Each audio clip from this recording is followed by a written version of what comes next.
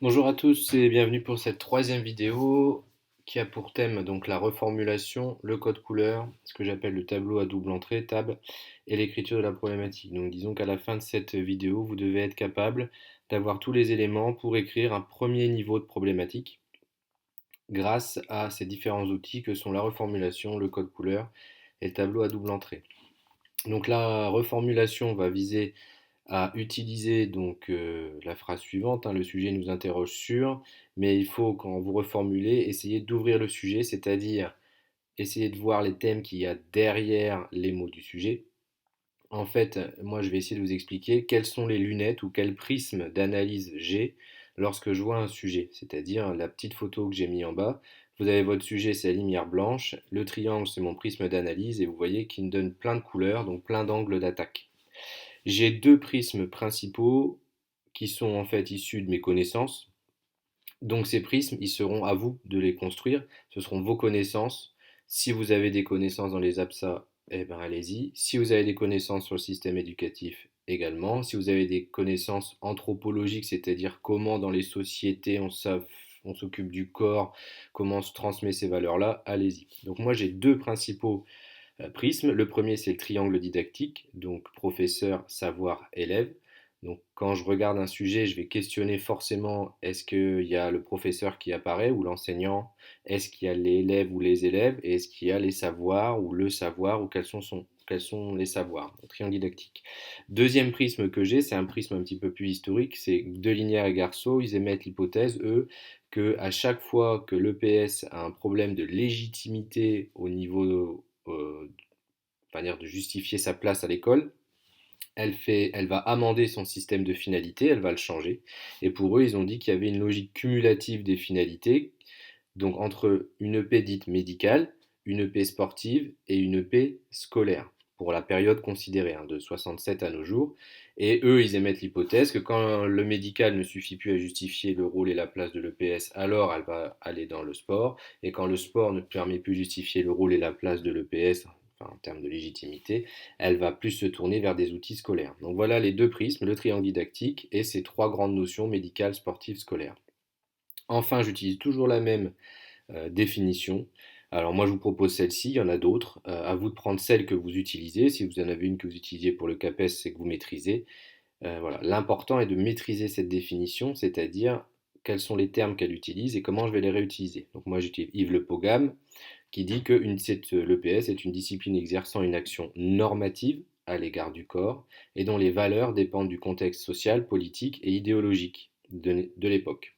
Ainsi, pour moi, la norme, bah, elle peut être médicale, elle peut être sportive, elle peut être scolaire. Sur le corps, donc sur le corps, les pratiques physiques, le corps en mouvement, et les valeurs, bah, ça va pouvoir me faire appel, soit en contexte, est-ce que c'est un problème ou une idée sociale qui va amener des modifications dans les contenus de l'EPS, soit ça va être le politique, soit l'idéologique notamment pour la période qui ne le concerne pas, mais plus avant, pour expliquer la période des années 40, enfin de l'entre-deux-guerres.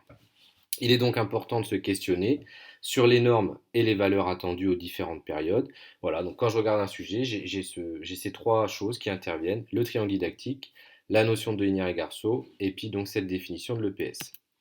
Donc le sujet qu'il fallait deviner grâce au document de la vidéo 2 était le suivant: les transformations des pratiques physiques et sportives des jeunes en France et celles proposées dans l'enseignement de l'EPS depuis 1967. Donc si vous n'avez pas trouvé le sujet, c'est pas grave. Mais voilà, l'idée était de, en fonction de ce qu'avait fait le candidat, d'arriver à qu'on pouvait retrouver le sujet dans une problématique ou dans une reformulation. Donc premier outil pour arriver à faire une problématique, le code couleur. Donc voici le code couleur que je vous propose. Donc j'ai mis en rouge transformation, ensuite en vert pratique physique et sportive des jeunes, le et est en violet, celle proposée dans l'enseignement de l'EPS sera en bleu et depuis 67, bon je l'ai laissé en noir. Bon, voilà, c'est si jamais vous avez une autre date, mais bon, voilà, on va partir de 67. Et je vais faire ce qu'on appelle une reformulation, une ouverture. Donc, je vais utiliser tout le temps la même phrase après ma contextualisation. Le sujet nous interroge sur, et moi je vous propose, la nature des relations, les liens, leurs conséquences, existant entre les pratiques physiques sportives des jeunes en dehors de l'école dans la société, et celles proposées à l'école par la discipline EPS, alors je me suis répété, dans l'école. Il est bien question des influences entre le social et le scolaire pour un même public, en pleine construction à l'époque, donc de 67, la jeunesse. Vous voyez que derrière les mots du sujet, j'en ai repris pour certains, et il y en a d'autres, j'ai pu y mettre un petit peu plus de choses qui sont sous-entendues par le sujet. Vous auriez pu très bien faire une reformulation sur les choix orientant le passage du savoir savant au savoir scolaire, parce que si on prend plus le triangle didactique, on voit bien qu'il va être question dans ces contenus proposés en EPS, voilà, le contenu d'enseignement, donc les savoirs, donc le triangle didactique, on voit bien que c'est le pôle savoir, comment on va passer du savoir savant dans la société au savoir scolaire, on pourrait même dire du savoir social au savoir scolaire. C'était tout à fait recevable. Moi, par contre, cette strate-là, cette pensée-là, je me la garde plus pour une problématique et j'ai fait un autre choix de reformulation du sujet. Une fois que j'ai reformulé le sujet, je fais sur mon plan un tableau à double entrée. Donc il y a des bornes 67, 82, 2005 qui vont correspondre à mes trois périodes. Et sur la gauche, vous avez la nature des relations, puisque c'est en violet. Ensuite, la nuance, donc ce qu'on va appeler l'antithèse, hein, ego cogito, souvenez-vous. Et enfin, les conséquences, parce que voilà, une relation entre deux termes, l'important c'est de savoir la conséquence, et la conséquence va toujours pouvoir m'amener à changer de période. Si je prends de 67 à 82, voilà, sur le papier, grâce à mes connaissances, donc ça vous ne les avez peut-être pas encore, mais voilà, moi je vous les donne. Voilà, je dirais que je vais démontrer que la nature de la relation entre les pratiques physiques sportives des jeunes dans la société et celles proposées, elle est légitime en EPS. Donc voilà, je vais démontrer que voilà, le sport est un phénomène social total, qu'on le retrouve dans les IO, etc. Ma nuance, ce sera qu'on va en fait finalement reproduire des inégalités dans un contexte de 68 qui lutte contre ces inégalités, notamment de sexe. Et donc finalement, on va reproduire tel quel le sport. Voilà, certains sports en 67 ne seront pas proposés aux jeunes filles. Pourquoi, comment, alors qu'il y a toute cette lutte dans la société. Et la conséquence, c'est la confusion dans les objets d'enseignement entre ce que Andrieux appelle la confusion du dedans et du dehors. On fait la même chose en EPS qu'un entraîneur de club. Cependant, il y a quand même une légitimité culturelle. Vous m'excuserez pour les fautes de frappe et les deux élèves qui manquent culturelle, l'EPS a au moins, comme dit Pierre Arnaud, acquis une légitimité culturelle. Elle s'appuie sur des contenus qui existent en dehors de la société. Pour ma deuxième partie, 82, je vais démontrer que la nature de la relation entre les transformations des pratiques physiques des jeunes et celle de l'EPS va être didactique, va être didactisée.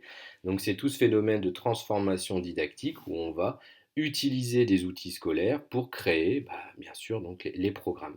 La nuance, ça va être qu'on ne va pas répondre aux aspirations, excusez-moi encore pour la faute de frappe, de la jeunesse. En effet, il y a certaines études, Olivier Bessy, vous le verrez dans vos lectures, qui disent que les jeunes, ils veulent faire de la PPN, ils veulent faire de l'entretien du corps et que, comme le dit Marcenac, les pratiques pédagogiques de l'époque sont vraiment encore lancer de poids, grimper de cordes, course de durée. Alors la course de durée, c'est un peu particulier puisqu'elle n'existe pas en dehors de la société, mais voilà, c'est des activités un petit peu modernes en tout cas. Et enfin, la conséquence, c'est qu'on a quand même des contenus scolaires, on va avoir des programmes, mais il y aura un décalage dans la prise en compte de ce qu'on va appeler cette contre-culture, qui n'est pas la culture olympique. 2005 va être l'ouverture de ma dernière période, où là je vais montrer que la relation elle est soclée, elle est républicaine, hein, liberté, égalité, fraternité. Et il y a une forme d'adéquation dans les pratiques en dehors des jeunes et la pratique de l'EPS, donc le 3-3 en basket, le cross-training, le yoga, la danse, le cirque, qui sont des activités arrivées assez récemment, mais qui sont vraiment également proposées aux enfants et à la jeunesse. La nuance, ce sera qu'il y a toujours une difficile réussite de tous dans notre école, et puis le problème de santé. Je pense qu'il faudra absolument aborder la santé dans le sens où elle est revenue suite au Covid. Et la conséquence, c'est qu'on a quand même une diversification des contenus d'enseignement, maintenant des contenus d'enseignement moteurs, méthodologiques, sociaux. On a voire même une personnification des parcours, donc c'est-à-dire qu'on doit arriver à faire quelque chose de très personnel pour chaque enfant, tout en s'appuyant sur les APSA, et c'est quand même très très difficile, et on en va peut-être jusqu'à une perte de moteur, donc pour la proposition qui est faite en EPS par certains, et une perte de sens pour les usagers, on comprend plus trop avec ces compétences, on a perdu un petit peu certains usagers de l'école. Vous pourrez faire pause pour prendre plus de temps à lire ça. Une fois que j'ai mes mots-clés suite à ma reformulation, eh ben, je peux écrire une problématique. Donc, je vais vous inviter, moi, à écrire une problématique, sachant qu'il faut respecter 4 parties dans une problématique. La nature du lien, donc et voilà, là on voit bien que le lien il est permanent mais évolutif. L'explication dans le temps, les mécanismes, donc à vous de faire le choix, soit vous allez partir sur une problématique de diversification, de complexification, de scolarisation des contenus d'enseignement. Vous voyez que c'est en fait, ça correspond à la dernière case de ma conséquence. Eh oui, je suis un petit peu malin. Et enfin, je mettrai forcément une nuance dans ma problématique. Et la nuance, c'est la réussite de tous dans ce transfert des activités faites en dehors de l'école et qui sont proposées à l'école, ou une nuance sur la lisibilité des attendus, ou alors une nuance sur le décalage temporel des pratiques. Est-ce que vraiment tous les enseignants ont la capacité de faire du circuit training, ont les formations pour faire du circuit training, etc., etc. Et enfin, j'annoncerai que 82 et 2005 sont pour moi des ruptures fortes. Vous verrez pourquoi ces deux dates dans une vidéo un petit peu plus tard. Donc à vous, essayez d'écrire une problématique à l'aide de cet outil. Je rappelle que c'est un outil, une méthode parmi d'autres. Si vous avez la vôtre, si vous fonctionnez, si vous arrivez à pondre ce qu'on appelle une problématique et que derrière vous arrivez à avoir 3 parties ou 2 parties et que vous avez des connaissances, pas la peine d'utiliser cette méthode. Cette méthode, elle vise juste à être dans les attentes au moins de l'avant-dernier bandeau, de ne pas vous louper, et au moins de vous guider avec un brouillon et d'arriver à quelque chose de cohérent. Et si on arrive déjà à une forme de cohérence, vous êtes sûr que vous êtes dans un bandeau 3 ou 4 et vous êtes dans l'admissibilité. Voilà, donc je vous laisse écrire sur ordi, vous le mettez sur le doc Google Sheet en face de votre prénom et vous pouvez utiliser, utiliser les couleurs. Voilà, je vous remercie. À plus tard pour une prochaine vidéo.